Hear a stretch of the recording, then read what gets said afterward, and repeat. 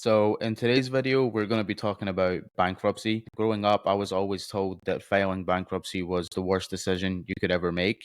But from doing some research, I've been hearing people who have very different opinions on bankruptcy.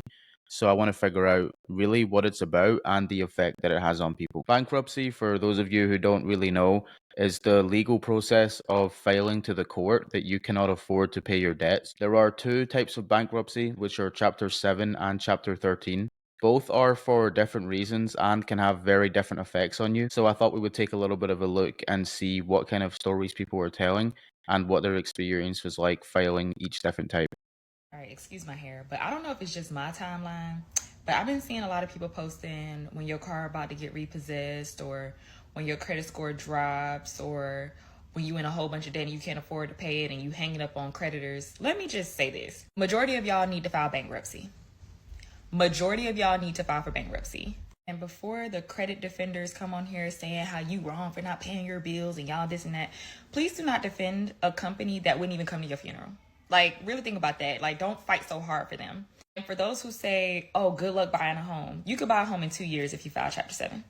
Easily. And most of them saying that can't even buy a home anyway. All right, so let's talk about it. Bankruptcy. If your car is out for repossession, you can stop it by filing bankruptcy. The rich do it all the time. And you know what's so embarrassing? The man who told me to file, he's an older man, but he owns the whole street of his neighborhood, acres of land. So, bankruptcy is designed to be a last resort for people who have no other option to pay off their debts. It's definitely not something that should be taken lightly. And I feel that the problem with this video is that the consequences of filing bankruptcy are not really being explained, and it's kind of being positioned as a get out of jail free card. There has been over 130,000 people that have filed bankruptcy so far, just in the beginning of this year, with around 65% of them being for medical issues. But I do think it's important to note that out of that 66%, 45% of them also had overspending, such as credit cards, listed as a major contributor to why they had to file bankruptcy. I filed bankruptcy in August of 2024. It is currently January 2025 and it's finally discharged. The day I got my discharge papers in the mail was actually like a week and a half after it was actually discharged. Credit Karma actually updated that it was discharged before I even got any papers, so I already knew. And I had got mail about a credit card, to apply to a credit card, which I have not gotten. So I'm like, oh, hold on. My credit actually did this weird thing where all my debt was erased for like 2 days. And during that period is when I applied for the specific credit card that I actually got approved for, which was the Indigo MasterCard. And with that card, I ended up getting a $1,000 limit. I don't know how that happened. I don't know. That had to be God. I don't know, guys. I really do not want to go down the same rabbit hole. So I'm trying to just stick with this one credit card and make sure I do everything right with it and don't dig myself into a pit again. Once I build my credit score back up, then I actually want to get like a travel credit card, like credit cards with perks. And I was 18. I want to say I probably had like... So obviously the main issue in this video here is highlighting the fact that if there was some kind of glitch in the system, the first thing that she did to take advantage of that was apply to another high interest credit card, which is most likely going to spiral her down the same pattern of falling into financial problems, which made her declare bankruptcy in the beginning. If you set your lifestyle up and live within your means, you do not have to survive off credit cards, and you can make sacrifices day to day to make it so that you don't have to spiral yourself back into debt and be stuck in this kind of cycle that it seems this girl has. My husband and I filed Chapter 7 bankruptcy May 21st of 2024 this year. And here are some things that have happened since and with our bankruptcy that I thought I would share. First and foremost, our credit scores, which were trash, went from below 500 to 620 almost immediately after our 341 hearing. When you file bankruptcy, your credit score either tanks if you have a high credit score, and it'll go to about 620 or somewhere in there, or it'll go up from the pits of the bottomness up to in the 600. One thing I didn't know would happen is that our mortgage company would stop reporting to the credit bureaus. So every time we make a payment, instead of having it reported, it just does nothing. Obviously, we still have our home, but we just don't get credit for our payment. We were able to buy a nice newer car the week after discharge. Now, we waited until after discharge we could have done it the day after we filed. We learned through filing bankruptcy and everything we've learned after with credit repair and everything, you need to rebuild your credit. And there are several ways to do it. You can get a secured credit card. You can use something like... Okay, so I'm going to go out on a limb here and assume that that nice newer car that they bought was probably financed. Maybe they bought it in cash, but if they're filing for bankruptcy, it's pretty safe to assume that they don't have any liquid assets left over or any cash in a savings account to go and buy a nice newer car. Again, this highlights a lot of issues with people who file bankruptcy. There is a long list of things that would definitely justify filing bankruptcy, like a major disaster, divorce, major medical issues, the loss of a super high paying job, or some kind of debilitating issue. In my opinion, bad spending habits and reckless behavior doesn't always justify bankruptcy as an option, as often the courts are going to look into why you spiraled into bankruptcy. And if you can't justify it with some kind of reasonable excuse as to why you fell into these money issues, a lot of the time you're going to be pushed into a payment plan method, and your debt is either going to be taken from you and sold or leveraged back against the monthly payments that you have to make. And the reason why the bank stopped sending your payment records to the creditor is because you no longer have personal responsibility to pay off the loan. Now, this doesn't mean that the loan doesn't still exist on the home, and if you stop making payments to the original creditor, they can still foreclose on the loan and you could lose the house. The negative effects of filing bankruptcy are going to be different for everybody. I'm Bernice, I'm a bankruptcy attorney. Let's talk about it. One of the biggest questions that I get is, what are the negative side effects? Factually speaking, here's some things that happen when you file bankruptcy. Stays on your credit report for 10 years. You can't typically buy a home until 2 years out after Chapter 7. Your interest rates get a little bit higher.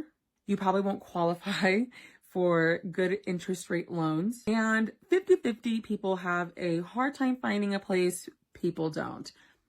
I can't help you with that. But the negative effects of bankruptcy are going to be felt differently by everybody, and one person's negative effect isn't even going to be a factor in the other person's.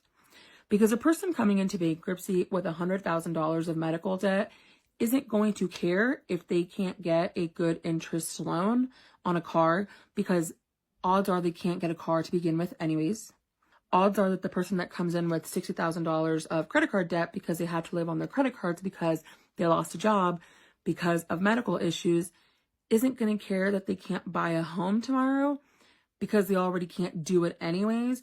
And this is actually a step to be able to do that in the future. So I hear this point being made all the time, and they're basically saying that someone who is going to declare bankruptcy doesn't care about not qualifying to own a home or not qualifying to lease a car because they're in a situation where they can't afford to own a home or have a car anyway. But if we get into a culture of overspending and then filing bankruptcy as a way to get out of debt, we're not realizing the effects that this can have in the future when we start applying for homes, looking to get mortgages. Bankruptcy is something that will stay on your credit for either 7 to 10 years, depending on what type of chapter you file. And there is always going to be questions on car, apartment, or mortgage applications if you have filed bankruptcy before. Now, legally, they're not allowed to exclude you from a loan just because of filing bankruptcy. But me personally, I wouldn't want to take that risk if I was applying for a house or a car. Good morning, guys. I don't want anything. I just want to let y'all know that went to eviction court today. Yes, listen, filing for bankruptcy does slow up your eviction process, but it does not throw the eviction out.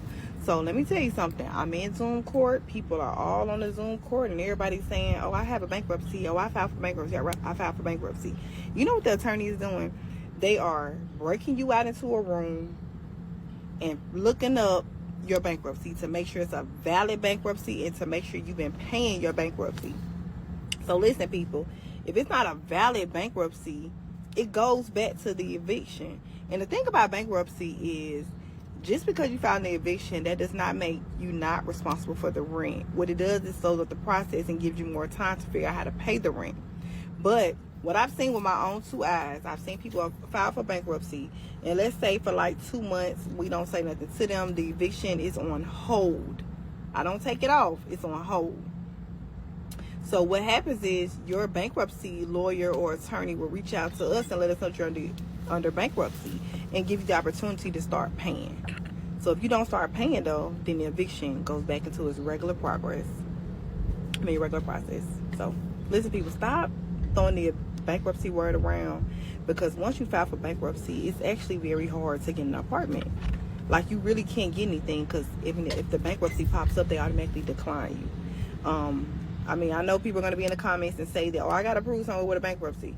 So if you got to prove somewhere with a bankruptcy, drop it below so other people can apply with those same places. Because I don't know too many places that approved you with a bankruptcy.